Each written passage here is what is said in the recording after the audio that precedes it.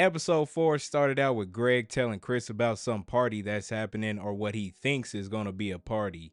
In that moment, Chris realized he got to get back home before curfew. He already done got slapped into animation and next Tuesday. I don't know what the next slap would entail. While he was on the way home, the typical stuff happened that you would see Chris go through. All the white people were going back into their homes or closing their blinds and turning off all the lights. They were all scared of him. Even the dog went into the doghouse and turned off all the lights. Bruh, all he trying to do is get back home. While he was running, he ran into, well, I don't know if I could say the whole thing on YouTube, but let's just say he ran into a man that was from a clan. I know that's not what he expected to see when he was leaving Greg's neighborhood. And also, I don't even think he ran into them the first time he went to Greg's neighborhood in the original series. Nothing gets past Rochelle. When Chris got back home, she noticed something was up and managed to trick Chris into telling her what happened. The next day, her and Chris left the house. He thought they were going to go to the arcade and she was trying to give him some life lessons. He didn't want to hear it at first, but she mentioned that she saw some things back home when she was growing up and he agreed to hear what she had to say. So she started telling him a bunch of different stuff, like if he's in a group full of white people, he's going to get picked and they won't have his back. Or how if he's driving, not to play the music he likes, but what the cop likes and what to do when he gets pulled over. Chris was catching on a little bit. When they ordered some food, he noticed that the cashier didn't give them a receipt. He wanted proof of purchase. He want that receipt. It was a good thing too, because a random white dude walked over talking about that was his order and Chris pulled that receipt out quickly. I know that's right. For one, they paid for it, and two, I wouldn't be waiting around again for some food. Luckily, it wasn't packed for them, but still, don't nobody got time for that. After all of that, Chris mentioned that he wanted to go to a party and Rochelle didn't want him to go because he was going to be going to a white party in a white neighborhood. And he brought up a good point. They let him go to a white school in a white neighborhood. She told him he just going to stay in the house and not leave, and he got out of the car and left. Rochelle had ran into Julius because she was about to go get that belt and he said some real stuff to her. She told him everything that happened and he told her Chris is growing up. They can't keep him locked in his room forever. Even though she's worried, he said she's prepared him and all of their kids and that sometimes they have to let them live their lives and hope what they've done is enough, and if there's a problem, they'll handle it themselves. And something did get handled later on in the episode. When Julius was done talking to Rochelle, he had to get back to his own situation he had to handle. You see, earlier in the episode, Julius took Drew and Tanya to the movies and she saw something that she shouldn't have saw. And Julius and Drew saw Karate Dad too.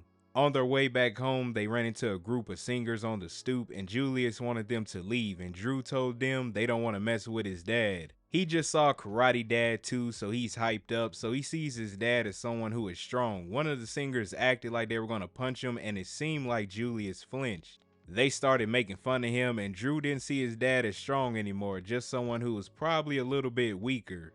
He thought his dad got punked, which after one experience, I think he went overboard seeing his dad as something different. So throughout the episode, he didn't want to be around his dad as much because of that moment. Now the singers returned and Drew tried to step in, but Julius showed up and he let them know that he didn't flinch. He was stepping in front of his kids. And just then he decided that he would fight them. Well, he didn't technically fight them. He in a way showed off his strength while teaching them how to throw a punch. He's a good person and it doesn't mean he has to fight to try to prove a point. Drew sees his dad as strong again, which he shouldn't have changed his perspective before, but he is young and he looks up to his dad. Back to Chris, he called collect and you could tell he's nervous. He was telling his mom that she was right. This kind of reminded me of an episode from the original version of the series where Julius had called, said what he had to say, and he hung up the phone so they wouldn't get charged. But Rochelle did eventually accept the phone charges and Julius was right there. I thought he was going to be off to the side counting how long she was on the phone and how much it would cost. Because we all know he don't play when it comes to his money. She told him to go to the party, that he will be okay, and she trusts him to handle himself.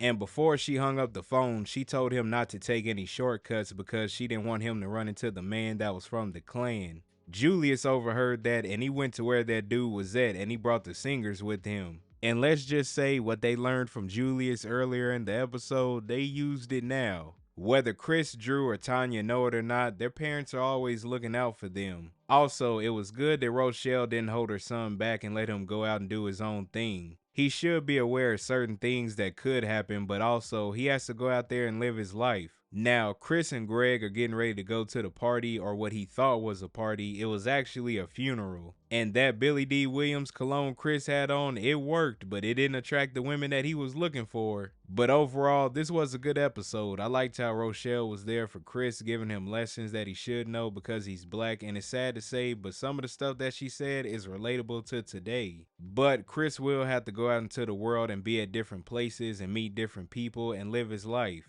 Also, Julie is showing that you don't have to just sit there and punch someone in the face to prove a point. He handled the situation in a respectable way. And the people that he was going to fight, he taught them a lesson. So in a way, him and Rochelle were teaching in this episode. But I'm interested to hear y'all thoughts. Comment below. What did you all think about this episode of Everybody Still Hates Chris?